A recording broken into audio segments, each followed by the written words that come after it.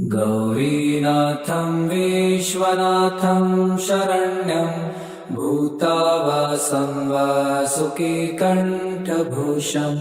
त्रक्षं पञ्चास्याधिदेवं पुराणं वन्दे सान्द्रानन्दसन्दोहदक्षम् योगाधीशं कामनाशं करालं गङ्गासङ्गक्लिन्नमूर्धानमीशं जटाजुटाटोपरीक्षिप्तभावं महाकालं चन्द्रभालं नमामि। श्मशानस्थं भूतवेतालसङ्गं नानाशस्त्रैखड्गशूलादिभिश्च व्यग्रात्युग्राबाहवो लोकनाशे यस्य क्रोधोद्भूतलोकेस्तमेति।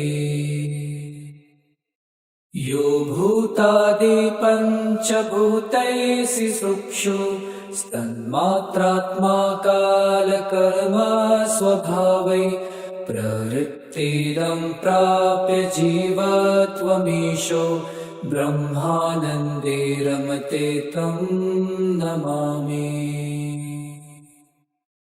स्थितो विष्णु सर्वजिष्णु सुरात्मा लोकान् साधुं धर्मसेतून् बिभर्षि ब्रह्माद्यंशे योऽभिमानी गुणात्मा शब्दाद्यङ्गैस्तं परेशं नमामि।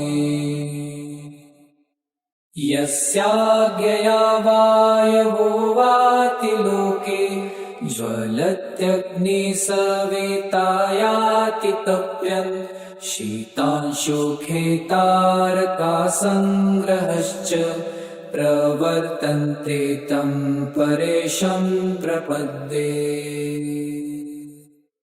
यस्य श्वासात् सर्वधात्रे धरित्रे देवो वर्षत्यम्बुकालप्रमाता मेरोर्मध्ये भुवनानां च भर्ता तमीशानं विश्वरूपं नमामि।